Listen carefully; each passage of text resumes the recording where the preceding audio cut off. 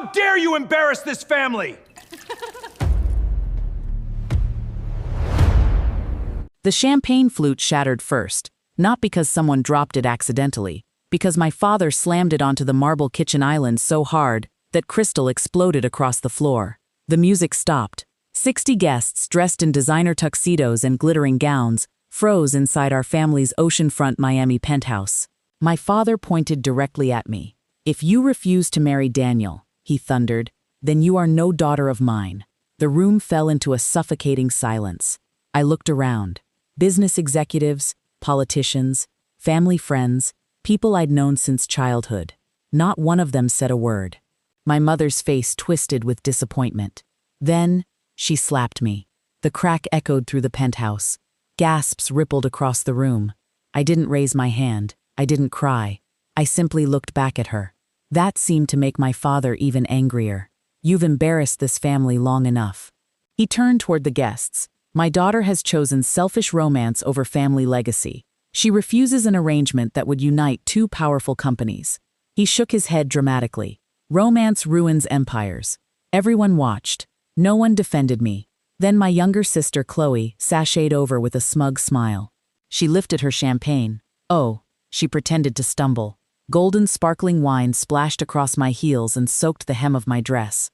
She laughed. "Happy holidays, outsider." Several people chuckled nervously. Others looked away. Security entered before I even moved. "Miss," one guard spoke softly, "we've been instructed to escort you out." I nodded. "I understand." No screaming, no begging, no dramatic speech. I simply picked up my purse and walked toward the elevator, while 60 pairs of eyes followed me. As the doors closed, I caught my father's satisfied smile. He thought he'd won. Nobody in that room knew the truth, not even my own family. But that's not where this story began. 3 months earlier, people assumed I was the quiet daughter, the obedient one, the invisible one. My younger sister Chloe loved reminding everyone. "Emma is basically the family's receptionist." The joke always got laughs. She wore designer labels. I wore simple business suits. She posted luxury vacations. I spent my days buried in financial reports. Most people assumed my father ran everything. Officially, he did. Unofficially, that was another story entirely. I had graduated first in my class with degrees in finance and cybersecurity. Instead of joining glamorous charity galas, I built secure banking systems, negotiated international compliance contracts, and modernized our family's investment network. None of it carried my name. Every breakthrough was announced as my father's vision. Every successful merger became Chloe's social media celebration. I never argued. Recognition wasn't my priority. Control was. Remember that detail. It matters later. One afternoon, my father summoned me into his office.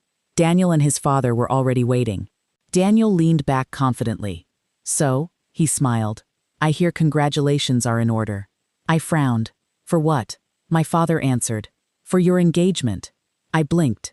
"My what?" The room erupted in laughter. Daniel grinned. "You'll learn to love me." "I won't." Silence. Dad folded his hands. "This marriage combines our holdings with the Bennett Group. I'm not interested." "You don't have to be interested." I said no. His smile disappeared. "You don't understand how families like ours survive."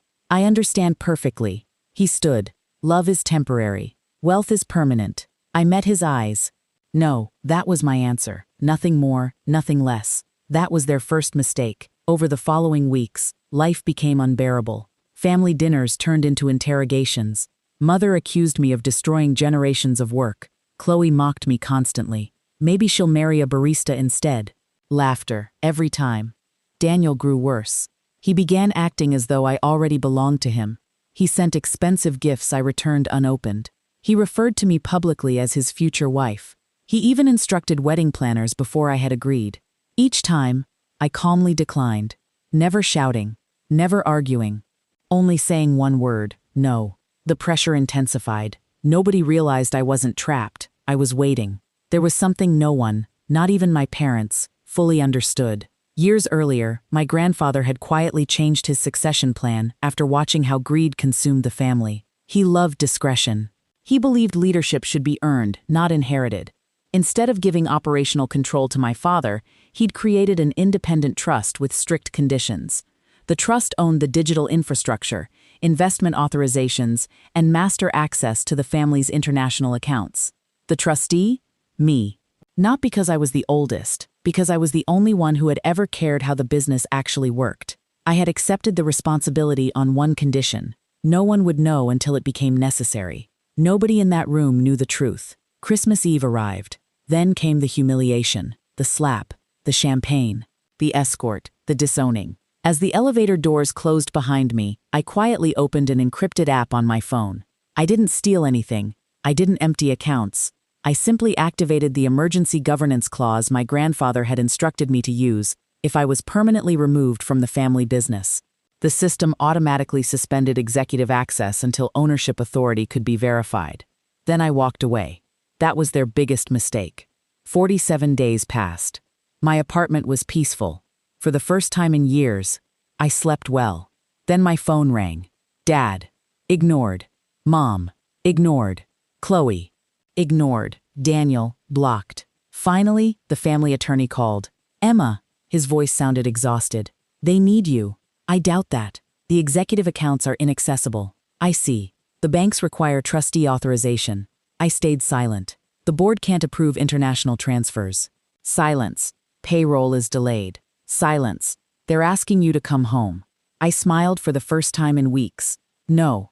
The next morning they arrived. All of them. Dad, Mom, Chloe, standing outside my apartment. Gone were the designer smiles. Gone was the confidence. Dad looked older. Mother looked anxious. Chloe wouldn't even meet my eyes. Dad cleared his throat. We've made mistakes. I waited. We need you back immediately. I folded my arms. For what? The accounts. I thought romance ruined empires. His face drained of color. Mom stepped forward. We're still family. I looked at her calmly. Were we family when you slapped me? Silence. Were we family when you security threw me out? Nobody answered. Were we family when you slapped me? An outsider? Chloe whispered. I was joking. No, I replied. You meant every word. 2 days later, the full board convened. Executives filled the conference room.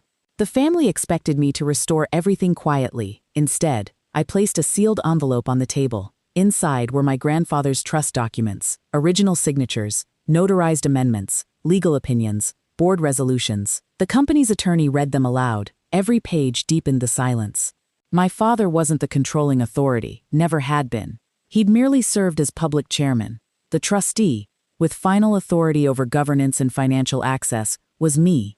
A pen slipped from someone's hand. Another executive leaned back in disbelief. One director whispered, "My God." Chloe went pale. Dad stared at the papers as though they were written in another language. No, he muttered. This can't be real. The attorney nodded. It is. Nobody in that room moved.